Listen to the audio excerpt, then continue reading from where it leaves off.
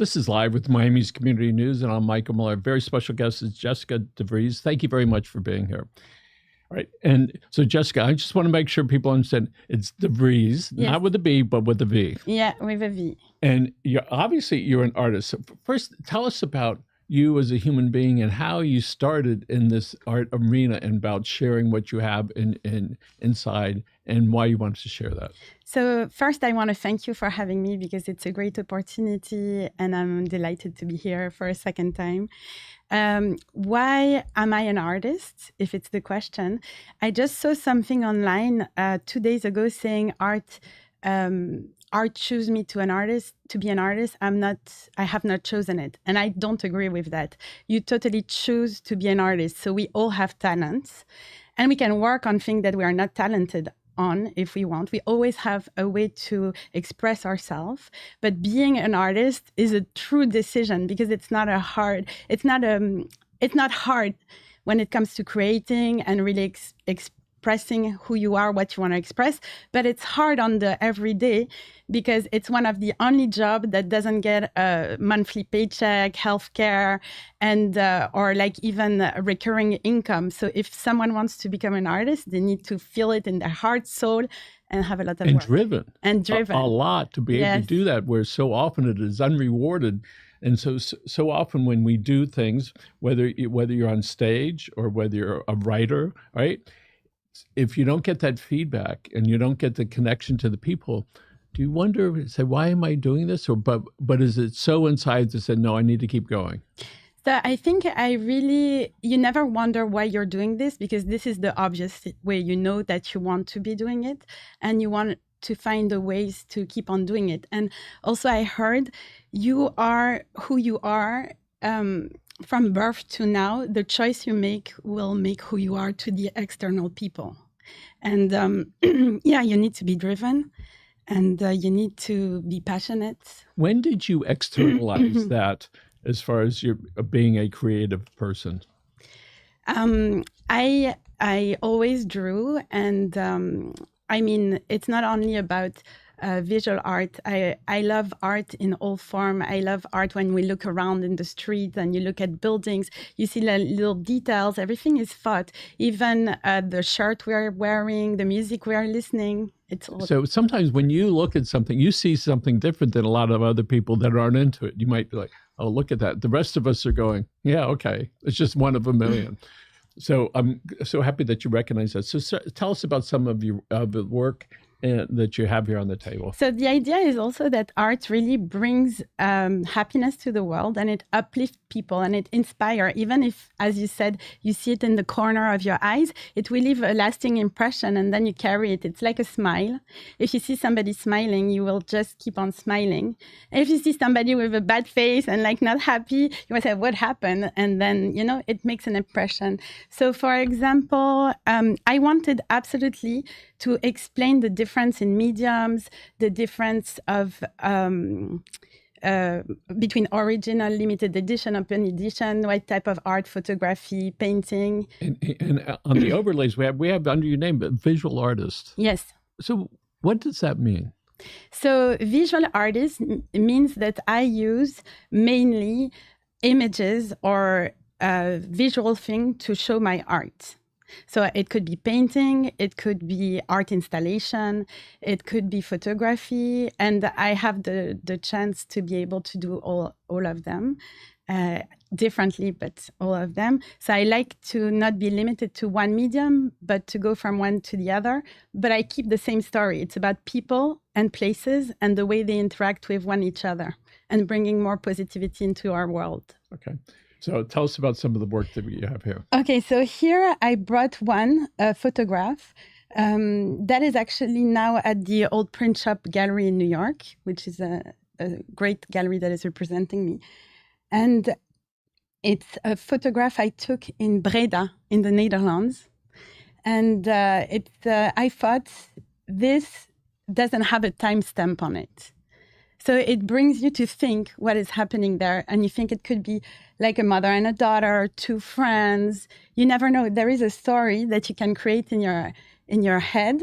And that's the idea. I always try to have something that you can keep on thinking about it. You know, when I'm looking at it, it looks like it could be the late 50s to early 60s. And then the more I look at I thought it was a child over on the right, but it might not be, because as I'm looking, her legs are a little bit bigger, right? And she's wearing different type of shoes. But when was this photograph taken? So I took it actually in 2017 in Breda. And then I decided to show it for the first time in 2020, actually, at the first show I did in an art fair after COVID in New York.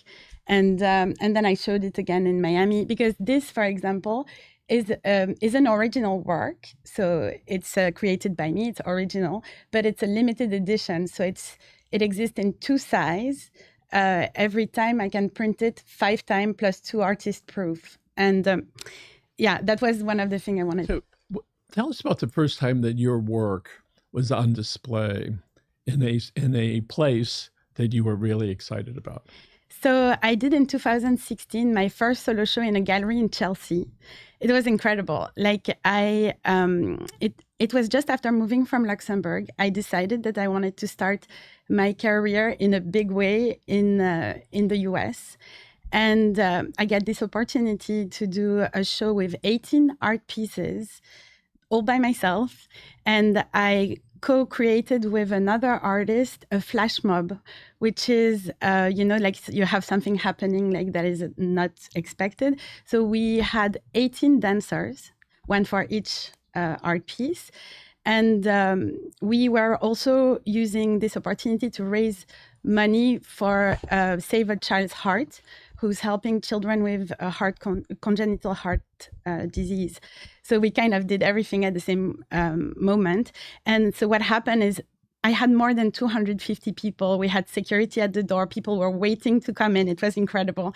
And then at 8 p.m., we stopped the music, turn off the light, and then you get those 18 dancers dressed in F. Bizarre outfits that just came out of downstairs. And then a little ballerina, Charlotte, who just came into the middle, and then it happened. And and that was incredible. So you like sharing those things? Yes. So even as you explain it, you can see the excitement that you have. So tell us about some of your other work that you have here. So I brought this. So this one is, oops. So it's maybe the camera will catch it. So this one is called L'Irrégulière. I created in 2022, and it's a very teeny tiny mixed media. So it's a mix of painting and photography. And I like the idea to be able to mix the medium. And this one, for example, is the original. I showed it only 2 times, one time in Miami and one time in London. And then I made some prints. So for example, I sold the prints and the original is still available. So that's also something I wanted to explain when you let me. And so people can follow you on Instagram. Yes. Tell us about my Instagram is Jessica de Vreeze, so it's my name. All my social media is my name, my website. It's JESSICA. Can we put the overlays back up so people can see that? There we go. Yeah, so that's my name. All right. All the socials under that. Yes. Tell us about this here. So this was a book that I did to show some of my fine art photography evolution and to make it available to people. But I decided, for example, to make only 6 of those little books. So. Okay. So you have these couple things here, and then you have some things behind you. So yes. Whenever you're ready. So I was, okay. Let me show, I'm going to switch. So this one is Tea Room Stories. So this one is Abundance. And it's... When you say abundant, that's in the... It's the name. Okay, abundant. Right. So this is a painting that took me 5 months to make. It's very small, but it took 5 months because I did it in oil. And I didn't want to put anything to accelerate the drying. And I wanted to create some texture, even though it looks very smooth. And is it textured? A little bit. You can touch if you want. My hands are a privilege. Oh, yes. Okay. It's a teeny... Yes. And the idea is, it took 5 months. So that when I love taking photographs, but if I feel that another medium is better, or if I don't see what I want to take as a photograph, then I create it in another way. So tell us what the inspiration on this was. So this one was about balance in life, about how you attract abundance and good things in your life. So you have the sun and you have the moon, that are the masculine, feminine, and the universal forces. You have different plants. So you have the desert rose, you have the elephant ears, you have the orange blossom, because I just love it. And all of them represent something like fidelity, success, abundance. When you started on this, on that, did you know how it was going to wind up? So no, I had to change it a little bit. So you see, I have a little eye here. At the beginning, I had another eye, and no, you change as you go. Actually, you have a vision, and then it progresses. Yeah, and that's okay. So one thing that happened that really resonated with me and told me I need to share the behind the scenes of art in terms of value. So for example, I heard the story of a woman. She was so excited. She bought a beautiful painting, beautifully framed at an auction at an outrageous price. And suddenly I come and I look, and I know, because I have now I have shown in six countries, 2 continents. I have collectors in 60 cities. I mean, I have worked for 9 years as an artist, and I know things that some people may not be educated with. And so suddenly I see a little teeny tiny number on the corner on the down part. And I see number 7 out of 500. So the person thought she bought, because nobody told her it was not.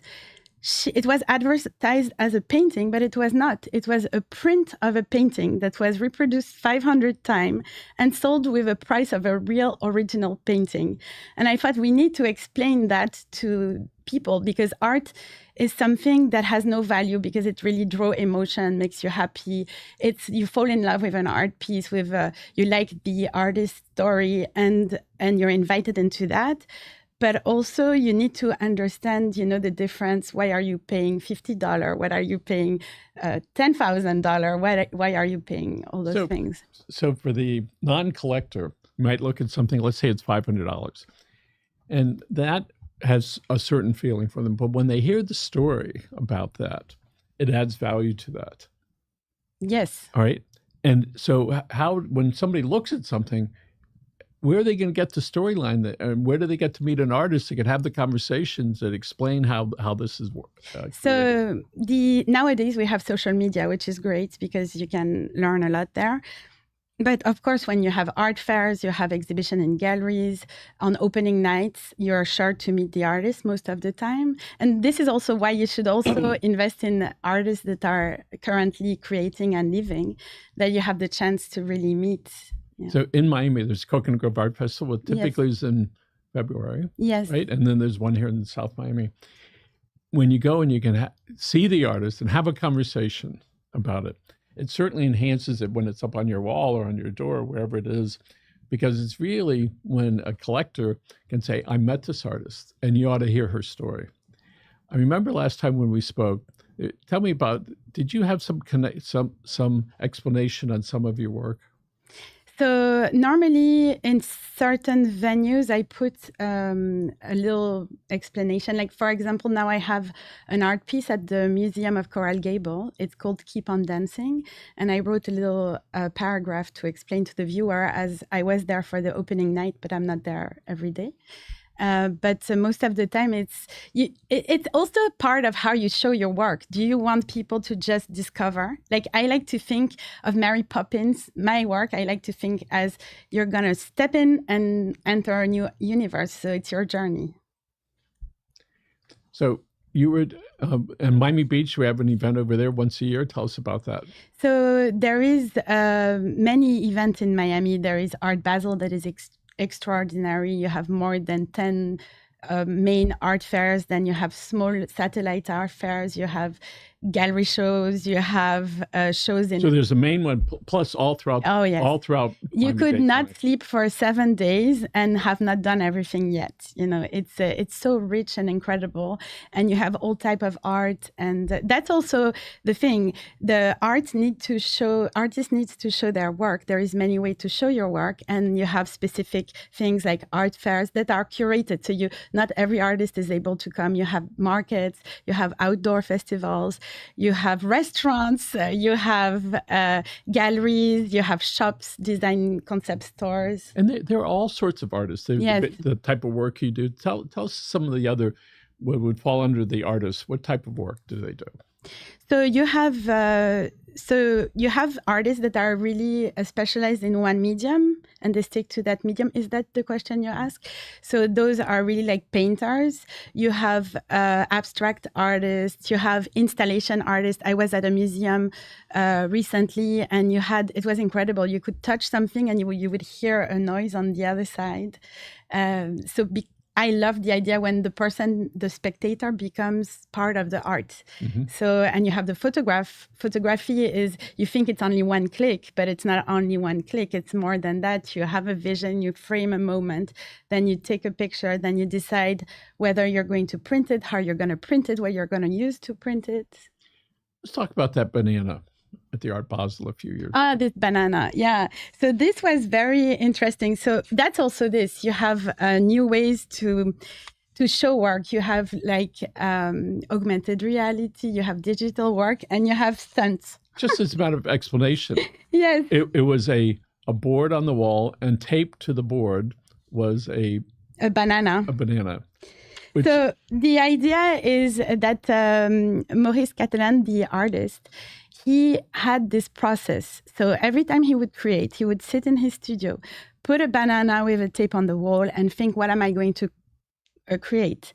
And he was with a very bold gallerist. I'm not going to say the name, but everybody knows that gallerist. That is actually really innovator. It's a gallerist that has not done any studies after high school and that has created like an empire of gallery. And he even opened for the first time in history his capital to like an hedge fund or something that he sold for 100 million. So it's a gallery that likes stunts. Yes. And that likes to make a noise, and they are right about it.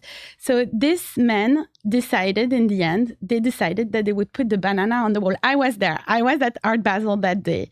And we were like looking, but that raised the question, who's doing the value of the art? Is it the collector who's going to buy the banana at $120,000?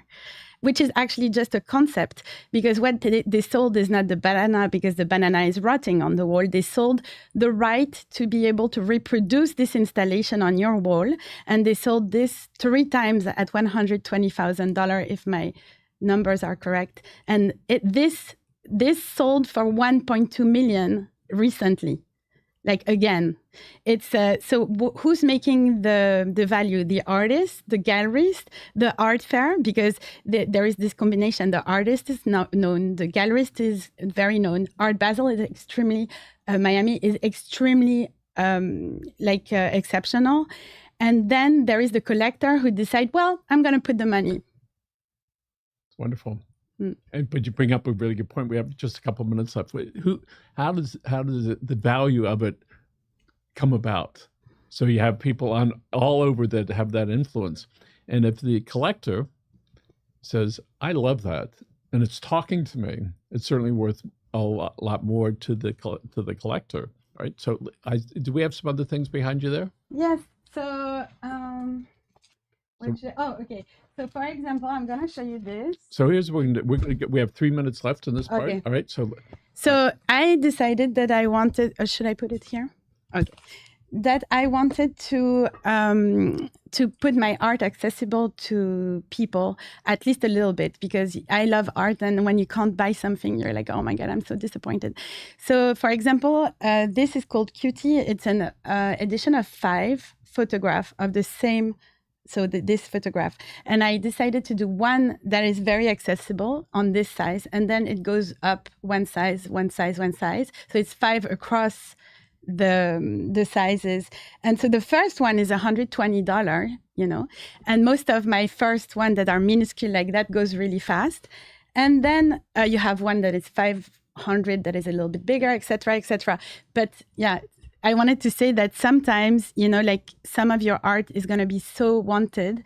Like I have one photograph that is in many incredible collections, collector homes. And this was started at 1,650, an edition of 7, the first one. Then it went up to 2,000, et cetera. Now it's 3,200. It's the last one, So there is something about keeping it in a limited supply that as a collector that you enjoy that. Yes. Because if you look at it and you go, I don't know, this is the 9,999 out of 40,000. The value is less, even though that the art is the same. Exactly. That's also why I brought those two pieces, because I wanted to show this is the original and this is a print. So the print is an open print that is more for people to be able, like when you go to a museum, to buy something and bring home. But the value lies in the original. Okay. We have some more I see back there. Yeah. And we're going to try to get through those, right? Okay. So this one, for example, is a print of a painting that is much bigger. So what I do is I never reproduce identically to the original. So this is smaller than the original. And so many people loved it, the original, but they were not able to buy it. And I decided to do an open print. So for the uninitiated like myself, I look at a couple of things. One, what's the frame look like? When am I going to put it in my house? Yes. Right. And that's really telling the story, and would love to be able to say, and by the way, all right, this is the artist. And let me tell you a little bit about the artist. So that I'm going to show you. This is the why So I decided not to have prints anymore at the shows, and I frame things. And so this one is a photograph, and if you see, it's printed on fine art paper, and it has torn edge. This photo I took with a camera that I used from the Lake Astor. So there's 3 levels there that I can see. Yes. Right? Okay. So the idea is, and this one I decided to do an edition of 10. So the bigger the edition, the more flexibility you have with the price. So I love to shift perspective, but I also thought, if people see it as a loose print like this, maybe they don't see it properly. So I frame it, and I really framed it how I envision it. So this is gargantuesque perspective, because this is New York City, but what you see first, the flowers, and you see New York from another angle. And it's sort of 3-dimensional. Yes. And obviously, so the 3 levels, and the plants seem to be like growing right at us. Yes. Right. So that's. And we have, I think, another couple that we can take a look at it. Okay. So this I put back here. Okay, so this one, I like to use art to raise money for causes. And I created this one. It's called the best alarm system in the world. And this is completely an open print. So I never did it as a limited edition. And and every time I sell it, I give back 30% to a nonprofit. And I started selling it in 2017 and kept on going. And I have it in different sizes because people don't have, So on one hand, you frame things because in some cases, because you believe that it'll accentuate your work. And then you also have work, which is put the frame on it that you want. Yes, because yesterday I had the pleasure to see a very big art collector home on 4 levels in Miami. Incredible collection. And what I loved, not only the art that they picked, but the way that every frame is different. So every art has its own story, and they thought about the framing each time differently. We're going to wrap it up. So again, people can find you at Jessica de Vreeze. Yes. On all social media. Yes. And I suspect there's going to be a little something after this. Yes. And so there may be some things you want to cover in that. So I can just show this one. This is which way should I put it here? This is actually currently it's called Keep on Dancing, and it's at the Coral Gable Museum. It's part of the Centennial. Describe to people what that is. So this is a woman dancing, and I took the picture with my Leica camera, all in manual. And I wanted, the light to go over her hair and to see the motion, And for me, it has a double meaning, but it's really the idea that in life, you can keep on dancing. And whatever happens, you can raise back and get up. What comes to my mind is Flashdance. Yes. Remember that from 40 years ago, and I happened to hear it the other day. And so that's my immediate thing about how exciting that was at that point. And this is her backside, and their hair is sort of is off to our right. Jessica, thank you so much for being here. And we're going to look right into the red camera. And what I would like you to do, I would like you to thank somebody that helped you along your journey. Wow. So I could thank so many people because being an artist is about being helped by everyone. I could thank first my husband. And I want to thank also the old print shop in New York because they have been the first gallery to open up to me and they have an incredible journey. And Nivea at the Art After Dark in Las Vegas, where I have my work right now. Wonderful. Thank you. Okay, we're going to look right over there, folks. Remember, take care of yourselves and your family. Thank you for joining us and have a great day. Thank you. Bye.